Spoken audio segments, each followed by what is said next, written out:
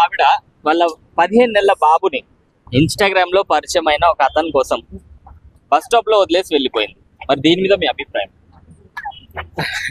Ladies ఎక్కడికి వెళ్తాం నాకే అర్థం, సమాజం ఎక్కడికి వెళ్తే నాకు ఫస్ట్ థింగ్ నాకు అర్థం కావట్లేదు. బేసికల్ ఇక్కడ ఏంటంటే ఇన్స్టాగ్రామ్ పరిచయం ఏంటంటే ఒక ఫ్రెండ్ లా ట్రీట్ చేస్తారు. కాకపోతే ఇక్కడ ఆడవాళ్ళు బరి తెగించారు అనకూడదు కానీ బరి తెగించారు అంటారు కదా. సో కేర్ ఆఫ్ అడ్రస్ నాకు సిచ్యువేషన్ అర్థమవుతుంది దీన్ని బట్టి. సో ఇక్కడ మనకి టాపిక్ ఏంటంటే ఒక ఆడపిల్ల చిన్నపిల్ల బాబు సెకండరీ అమ్మాయిని వదిలేసి పోవడం అంటే ఇది ఆషామాషి విషయం కాదు. వాళ్ళ హస్బెండ్ పాపం ఎంత దగ్గర జారిపోయారు.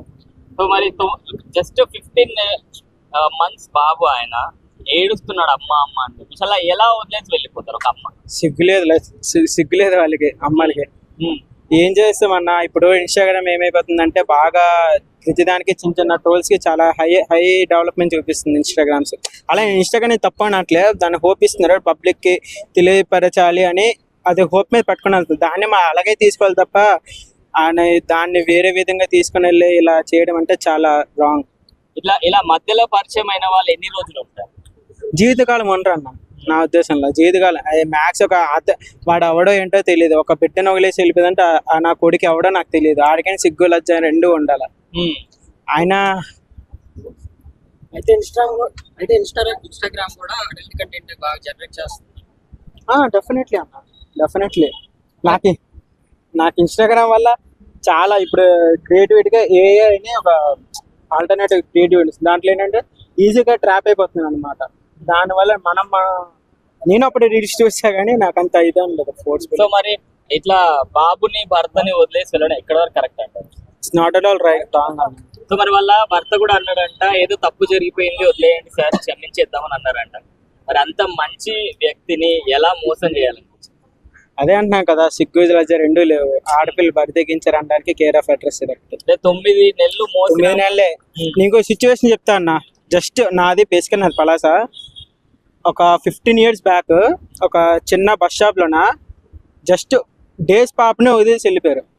ఆమె ఇప్పుడు అక్కడ ఉంది ఏమో ఒకళ్ళు అడాప్ట్ చేసుకొని పెంచుకుంటున్నారు ఆవిడ. ఆమెకి ఏంటంటే జస్ట్ ఏదో సమ్ ఇంజురీ వల్ల లైఫ్ టైం ఉంటుందో లేదో గ్యారంటీ లేదు డాక్టర్ చెప్తే ఆ అమ్మాయిని అక్కడే వదిలేసి వెళ్ళిపోయారు.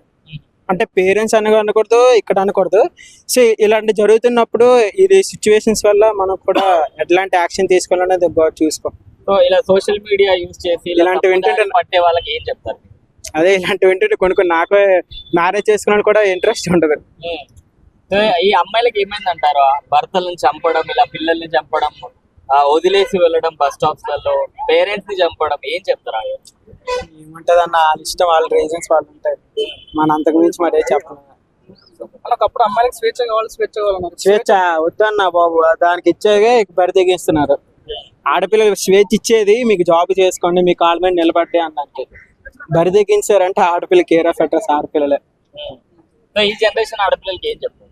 ఏముంటదమ్మా, మీకేం చెప్పినా అది యూజ్ ఎంత అది చూసి వదిలేస్తే తప్ప పట్టించుకొని అంటే ఏమీ ఉండదు.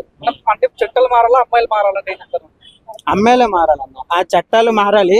ప్లస్ ఇంకోటి ఏంటంటే ఇఫ్ ఇన్ కేస్ మనకి మహిళలకు చట్టం వచ్చిందప్ప, షీటీఎం ఎలా వచ్చిందో హీటీఎం కూడా రావాలన్నా ఎప్పటి నుంచి నా చిన్న కోరిక. అది వస్తే బాగుంటది. అది వస్తే ఇప్పుడు ఏదైతే ఆడపిల్ల కేసు దాన్ని డబుల్ అవుతాయి, ట్రిపుల్ పక్కన పెట్టి దాని డబుల్ ఆప్షన్స్ మనకు ఉంటాయి. ఆడపిల్లకి మహిళా చట్టం ఇస్తున్నారు, మాకు కూడా ఇస్తే బాగుంటుందని మా ఒపీనియన్.